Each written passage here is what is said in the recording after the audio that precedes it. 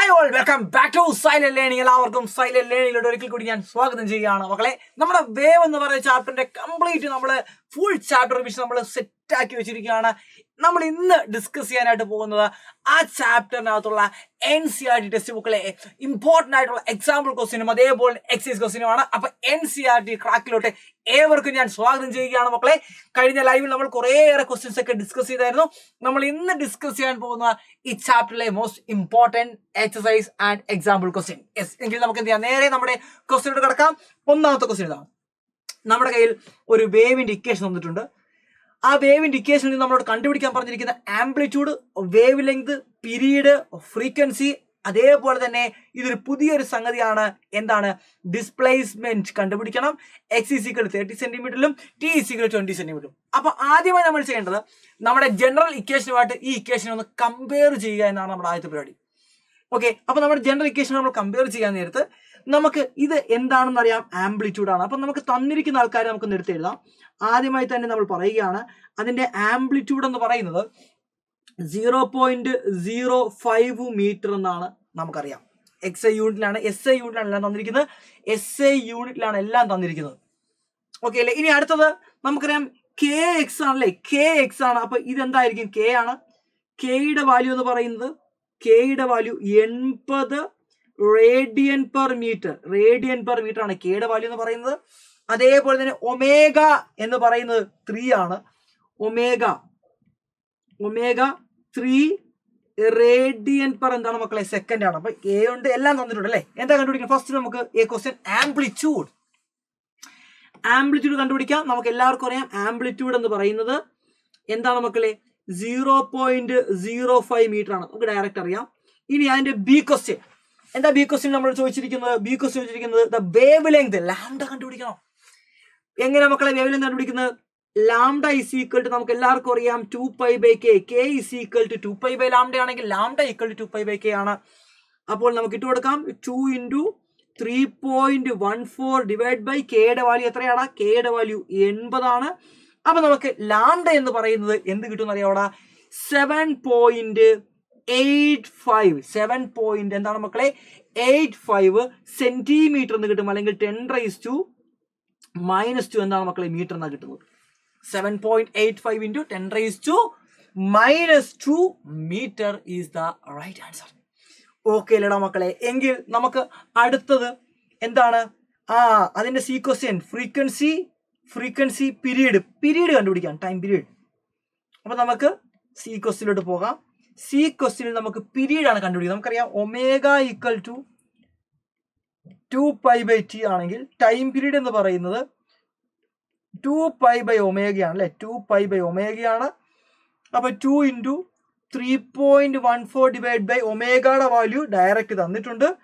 3 ആണ് ഒമേഗയുടെ വാല്യൂ എന്ന് പറയുന്നത്. അപ്പൊ നമുക്ക് ടൈം പീരീഡ് കിട്ടുന്നത് 2.09 second is our time period എന്ന് പറയുന്നത്. ദെൻ അതിനുശേഷം നമ്മൾ അടുത്തതിന്റെ ഫ്രീക്വൻസി ആണ്. ഫ്രീക്വൻസി എന്ന് പറയുന്നത് 1/t ആണ്. അപ്പോൾ 1/2.09 നമ്മൾ ചെയ്ത് കഴിഞ്ഞാൽ നമുക്ക് 0.48 ഹെഡ്സ് എന്ത് കിട്ടും മക്കളെ? ആൻസർ കിട്ടും. ഉഷാറായിട്ട് മനസ്സിലായില്ലേടാ? ഇനി അടുത്ത എന്താ പറഞ്ഞിരിക്കുന്നത്? യെസ്, ഇനിയാണ് നമ്മുടെ ക്വസ്റ്റ്യൻ. എന്താണ് കണ്ടുപിടിക്കേണ്ടത്? Also calculate the displacement y.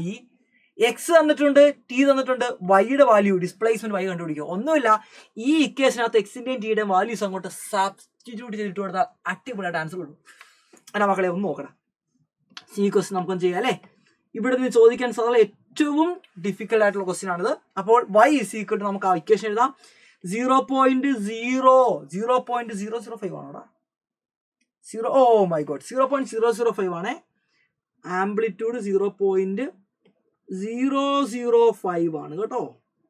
അപ്പൊ ഇവിടെയും നമുക്ക് 0.005 തന്നെ, വേറെ ഒന്നും കുഴപ്പമില്ല. 0.005. ഓക്കെ, 0.005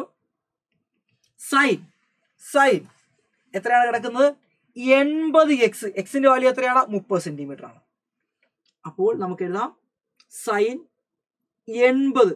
എക്സിന്റെ വാല്യൂ 30 എന്താണ്? 30 സെന്റിമീറ്റർ ആണ്. സെന്റിമീറ്ററിനെ മീറ്ററിലോട്ട് കൺവേർട്ട് ചെയ്യണം. അപ്പോൾ 0.3 എന്ന് കിട്ടി. 0.3 മൈനസ് ഒമേഗയുടെ വാല്യൂ. എന്താണ് ഒമേഗയുടെ വാല്യൂ? ഒമേഗയുടെ വാല്യൂ 30 ആണ്, 3 ആണ്, ടൈം 20 ആണ്. അപ്പൊ 3 × 2 3 × 20 എന്ന് കിട്ടും. 3 × എന്ത് കിട്ടി മക്കളെ? 3 × എന്ത് കിട്ടി? 20 എന്ന് കിട്ടി. ഓക്കെ, ഇനി നമുക്ക് ചെയ്യാം 0.005 സൈൻ. ശ്രദ്ധിക്കുക, ഈ കിടക്കുന്ന സാധനമെല്ലാം റേഡിയലാണ്. എന്തിലാണ്? റേഡിയലാണ്. എന്തിലാണ് മക്കളെ? റേഡിയലാണ് ഇതെല്ലാം കിടക്കുന്നത് അല്ലെ. അപ്പൊ നമ്മൾ എന്ത് ചെയ്യുന്നു? 80 0.3 എന്ന് പറയുമ്പോൾ 8 3 24 ആണ്, 2.4 എന്ന് കിട്ടും അല്ലെ. 8 3 24 ആണ്, 24 കിട്ടും. 2.4 അല്ലെ. 24 മൈനസ് ഇവിടെ നമുക്ക് എത്ര കിട്ടും? -60 എന്ന് കിട്ടി. 24 - 60 എന്ന് കിട്ടും. 24 - 60 എത്ര? 24 - 60 എന്ന് പറയുന്നത് നമുക്കറിയാം 60-ൽ നിന്നും 24 പോയി കഴിഞ്ഞാൽ 40 36 4. ഓക്കെ, കറക്റ്റാണ്, 36. അപ്പോൾ y is equal to 0.05 sine -36. ഈ കിടക്കുന്ന ഡിഗ്രി അല്ല, ഡിഗ്രി അല്ല, ഇത് റേഡിയനിലാണ് കിടക്കുന്നത്. ഇത് എന്തിലാണ് കിടക്കുന്നത്? റേഡിയനിലാണ് കിടക്കുന്നത്. നിങ്ങളുടെ കാൽക്കുലേറ്ററിൽ ഒന്നെങ്കിൽ റേഡിയനിലെ ഡിഗ്രിയിലോട്ട് കൺവേർഷൻ ചെയ്യണം. ഒന്നെങ്കിൽ നിങ്ങൾ എന്ത് ചെയ്യുക? ഈ വാല്യൂ ഡിഗ്രിയിലോട്ട് കൺവേർട്ട് ചെയ്യുക, അല്ലെങ്കിൽ നിങ്ങളുടെ കാൽക്കുലേറ്റർ ഇപ്പോൾ ഡിഗ്രിയിലെ സാധാരണ കിടക്കുന്നത് അതിന്റെ റേഡിയൻ എന്ന് പറയുന്ന മോഡിലോട്ട് എന്ത് ചെയ്യണം? നിങ്ങളൊന്ന് കൺവേർട്ട് ചെയ്യണം. ഓക്കെ, രണ്ട് രീതി നിങ്ങൾക്ക് അഡോപ്റ്റ് ചെയ്യാം. നിങ്ങൾക്ക് ഡിഗ്രീനെ റേഡിയനൊക്കെ ആക്കാൻ നിങ്ങൾക്ക് എല്ലാവർക്കും അറിയാവുന്നതാണ് അല്ലേ. എന്ത് ചെയ്താൽ മതി? ഡിഗ്രീനെ റേഡിയനാക്കാൻ നിങ്ങൾ എന്ത് ചെയ്താൽ നിങ്ങൾക്ക് എല്ലാവർക്കും അറിയാവുന്നതാണ്. അതിനെക്കുറിച്ച് പ്രത്യേകിച്ച് പറയേണ്ട കാര്യമൊന്നുമില്ല. എത്രയാണ്? 1 ഡിഗ്രി അല്ലെങ്കിൽ 2π റേഡിയൻ എന്ന് പറയുന്നത്, അല്ലെങ്കിൽ പൈ റേഡിയൻ എന്ന് പറയുന്നത് 180 ഡിഗ്രിയാണ്. അപ്പോൾ 1 റേഡിയൻ എന്ന് പറയുന്നത് എത്ര കിട്ടും? 180/π ഡിഗ്രിയാണ്. 180/π 1 റേഡിയൻ ഇതാണ് അല്ലേ. അപ്പൊ ഇതിനെ 180/π ചെയ്താൽ മതി, ആൻസർ കിട്ടും. 180/π ചെയ്താൽ നമുക്ക് ആൻസർ കിട്ടും, ഡിഗ്രിയിലോട്ട് കിട്ടും. I think so. ഡിഗ്രിയിൽ ചെയ്യുമ്പോൾ നമുക്ക് കിട്ടുന്ന ആൻസർ ഞാൻ എഴുതുവാണേ. Then y is equal to 0.005 sine നമുക്കിവിടെ കിട്ടുന്നത് മൈനസ് എന്ത് കിട്ടുമെന്ന് അറിയാവൂടാ?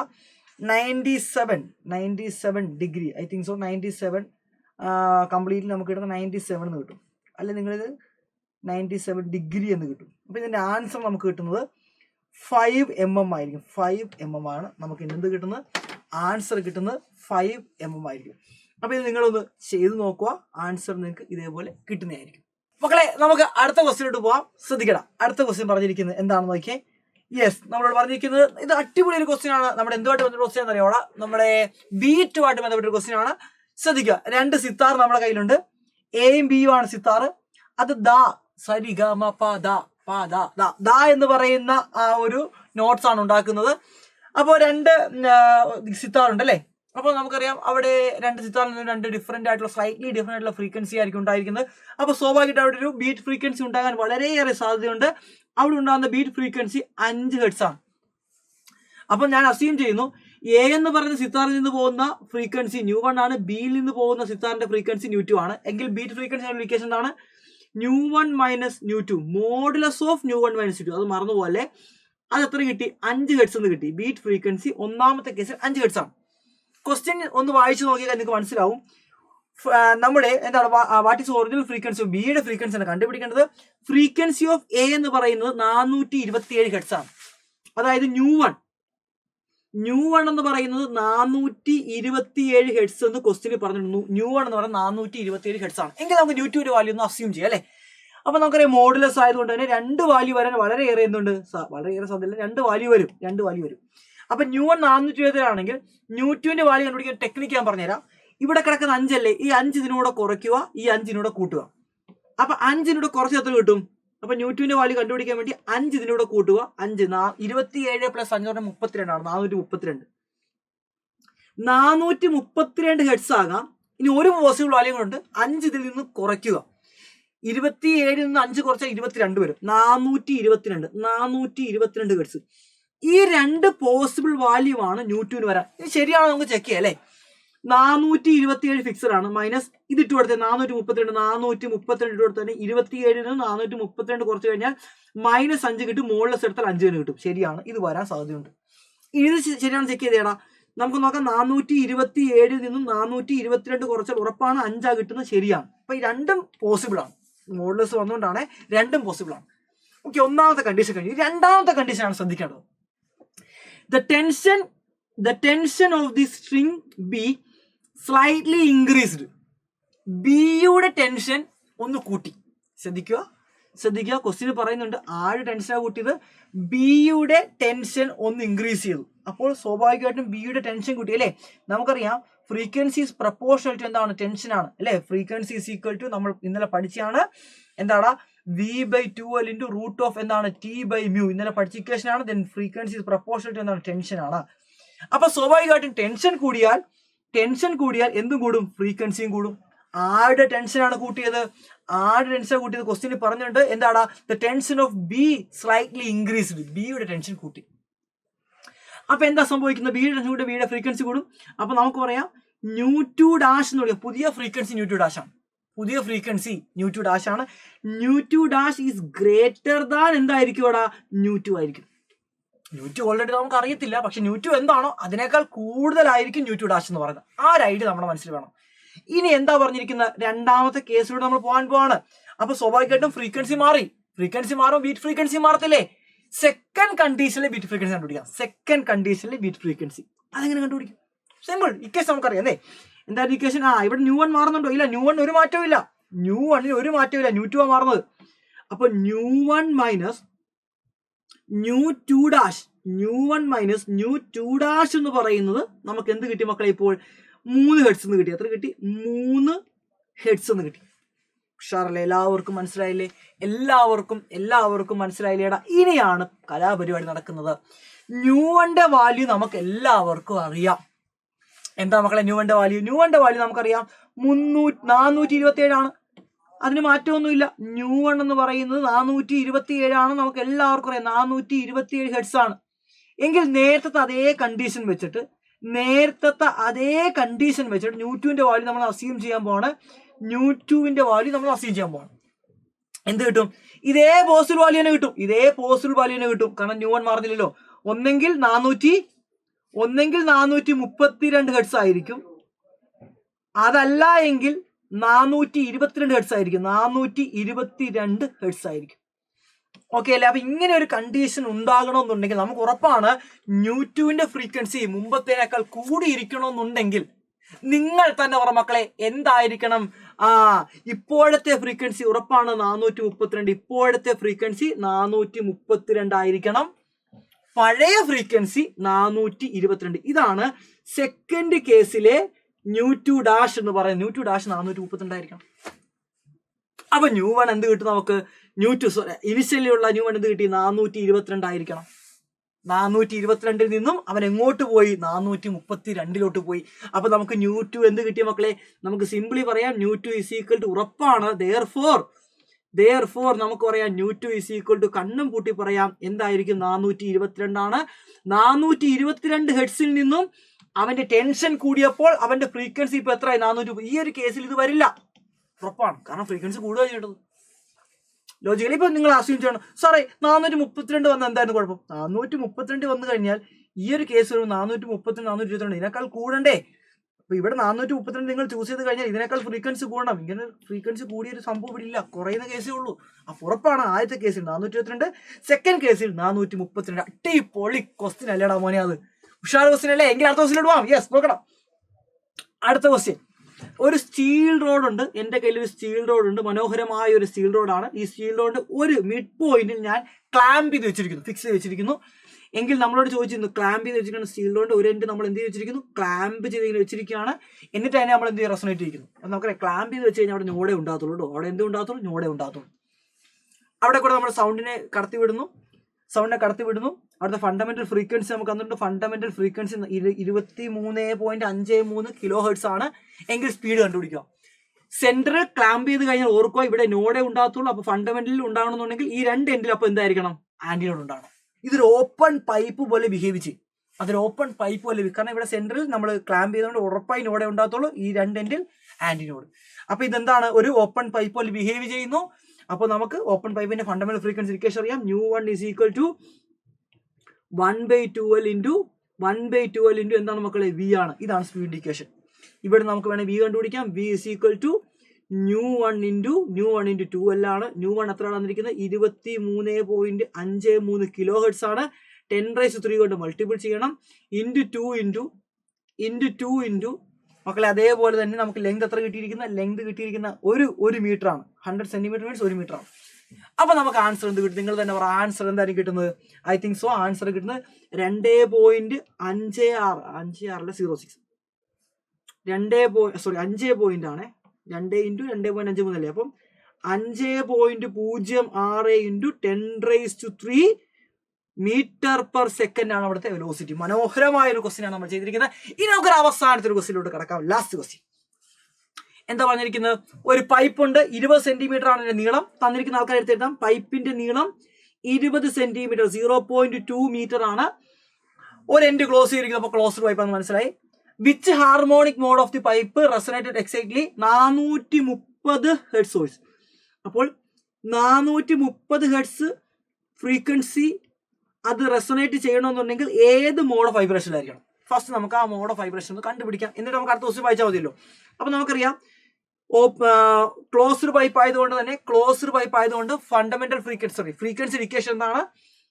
2n-1 ആണല്ലേ? 2n-1 ഇൻറ്റു V/4L ആണ്. നമുക്ക് എല്ലാവർക്കും അറിയാം, നമ്മൾ ഇന്നലെ പഠിച്ച ഇക്വേഷൻ ആണ്. ഇവിടെ നിന്നും വെലോസിറ്റി എന്നാണ് കണ്ടുപിടിക്കേണ്ടത്. അപ്പൊ തന്നിരിക്കുന്ന ഡേറ്റാസ് ഇട്ട് കൊടുക്കുന്നു. 430 സമം 2n-1 ഇൻറ്റു ബിയുടെ വാല്യൂ 340 ആണ്. 340/4 ഇൻറ്റു ലെങ്ത് എത്ര ആണ്? 0.2 ആണ് അല്ലേ? അപ്പൊ 2n-1 ഇസ് ഈക്വൽ ടു 430 ഗുണം 4 ഗുണം 0.2 ഡിവൈഡഡ് ബൈ 340 എന്ന് കിട്ടും.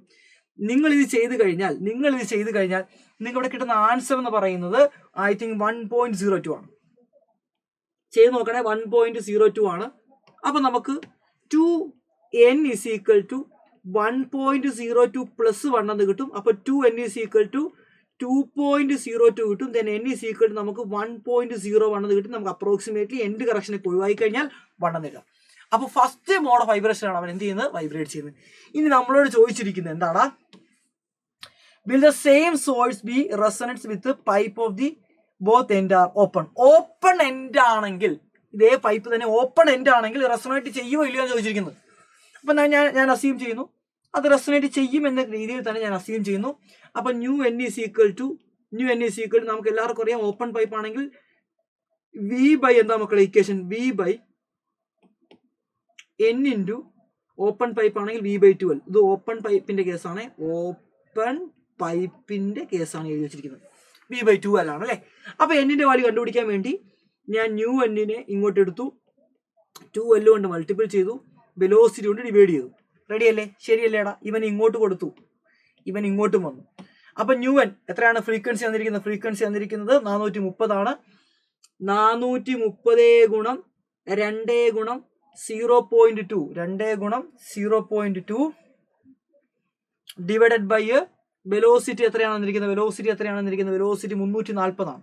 340 നിങ്ങൾ ഇത് ചെയ്ത് കഴിഞ്ഞാൽ നിങ്ങൾക്ക് ആൻസർ കിട്ടുന്നത് ഏകദേശം 0.51 കിട്ടിയിരിക്കുന്നത്. ഫസ്റ്റ് മോഡ് പോലും വരത്തില്ല. 0.5 ഫസ്റ്റ് മോഡ് പോലും വന്നോ? ഇല്ല. ഫസ്റ്റ് മോഡ് പറഞ്ഞെങ്കിൽ എന്നിന്റെ വാല്യൂ 1 വരണം. അപ്പൊ നമുക്ക് പറയാം എന്നിന്റെ വാല്യൂ 1 കുറവായത് കൊണ്ട് ഇവിടെ റെസൊണൻസ് പോസിബിൾ അല്ല. ഇറ്റ് ഡസ് നോട്ട് റെസൊനേറ്റ് അല്ലേ? അപ്പൊ എന്ത് ചെയ്യത്തില്ല, ഇത് റെസൊനേറ്റ് ചെയ്യില്ല എന്ന് നമുക്ക് മനസ്സിലാക്കാൻ സാധിക്കുന്നതാണ്. അപ്പൊ എല്ലാവർക്കും മനസ്സിലായോ?